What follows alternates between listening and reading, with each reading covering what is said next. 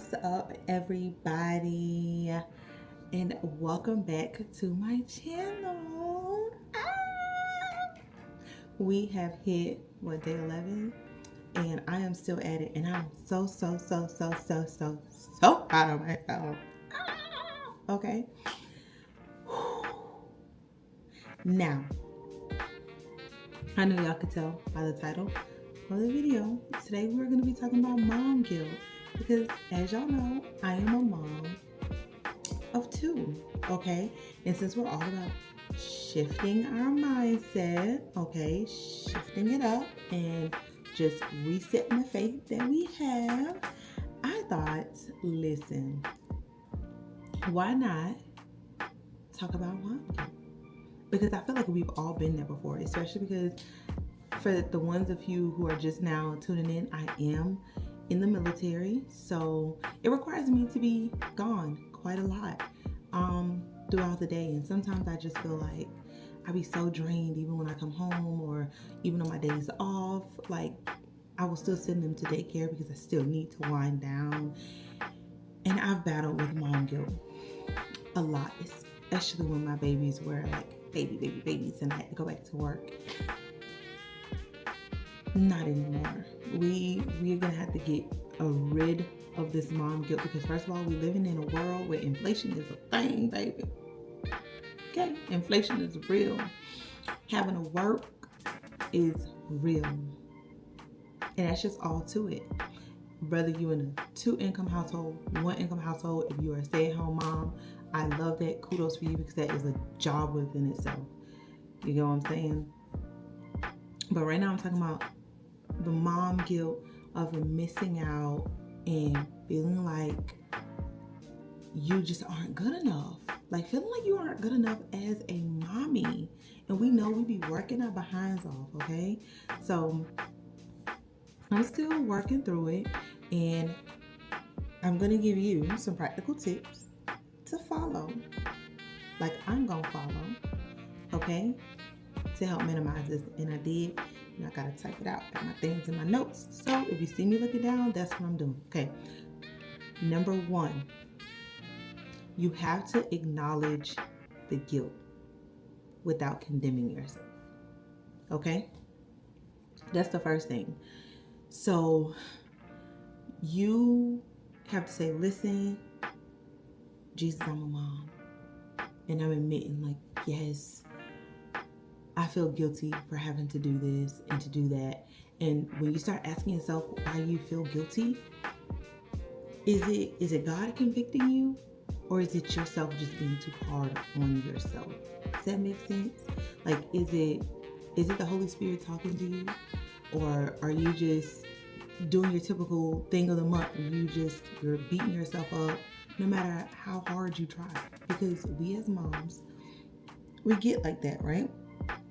Because you can hold yourself accountable for things without tearing yourself down, okay? So number 2, what I want you to do is pour it all out. After you ask yourself, is this really me? I know that I have mom guilt, but is it my voice I'm hearing? Is it God's voice that I'm hearing? I want you to pour all of this out, whether you say it in prayer, whether you just cry and you don't really know what to say. It don't really matter. Like, the Lord knows your heart's desires, and even when you can't say it and the tears are falling, He knows what it is that you want to get out, right? So that's what you're going to do, because you are going to cast all your anxieties onto the Lord, because He cares for you in that moment, okay? So another thing, you are going to start, number 3, you're going to start replacing all of the lies that you're telling yourself with truths, right? You're missing out on your baby's award ceremony today. It's not because you're a bad mom. It is because you are working to provide a home for this child to be able to come home and be fed and be happy in. Yes, you missed this, but that doesn't mean that you're going to miss the next one. It doesn't mean that your child is going to wake up and hate you because you weren't there. These kids are like 5. They're not going to remember anything. They're not going to remember anything in about 2 years. I can guarantee you that, okay? But don't be so hard on yourself. Replace those negative thoughts with good thoughts, okay? And then number 4, you're going to accept grace and extend it to yourself, okay? So that just means you're going to have grace for yourself. It sounds exactly like what it is. Just like how you have grace for somebody else, have grace for you. Don't beat yourself up about things. You can't make it here. It is okay. You were late getting somewhere and you missed your child's part in the play. It is okay for you as a woman to be tired. It is okay for you to rest. It is okay for you not to want to extend yourself outside of yourself. Does that make sense? It is okay. Have some grace for yourself. Give grace to other people. In times like this, other moms, especially if you're one of those moms who are always talking about why another mom can't do what they do, you need to change your mindset too, because you don't know what other moms are going through. Just thought I'd throw that in there, okay? Number 5, you have to lean on your community. You cannot do this mom thing alone, okay?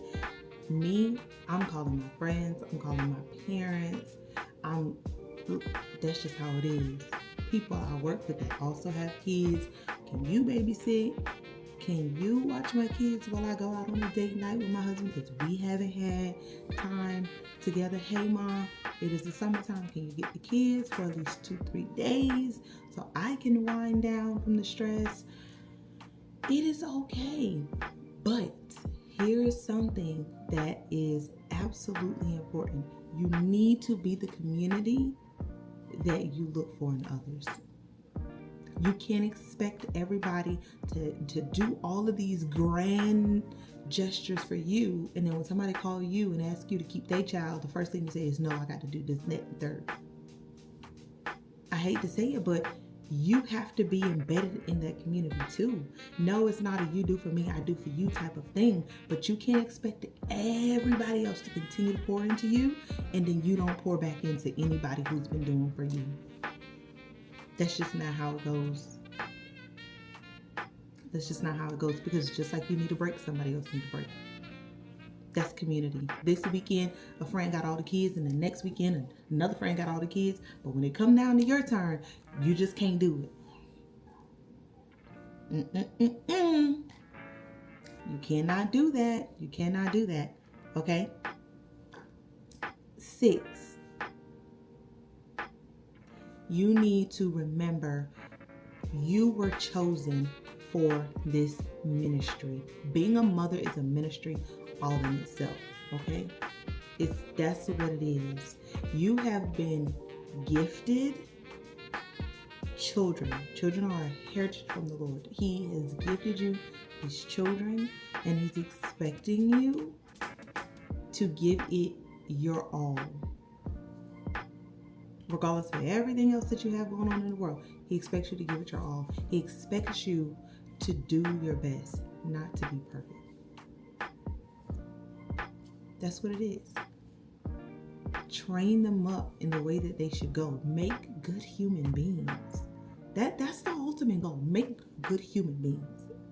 Because I'm telling you, there's some trash humans out here, okay? But you have to know that as your children get older, other things will play a part in the decisions that they make. And it is not all about the one time you missed a recital and now they're, out here smoking crack. That's not how it goes. I'm sorry. That's just not how it is. All in all, remember that you are human. You are going to make mistakes, and motherhood is trial by error, and because there's truly no way to get it completely 100% right. You can only just do what you can. Hi. Hello. What we're talking about? mom guilt. What's wrong? No, I don't feel mom guilt right now in this moment. Okay. But I think I've experienced mom guilt before. Yeah. And sometimes I still do. But I'm getting better. About what? Because I'm always at work. And I be tired when I get home. Oh, okay.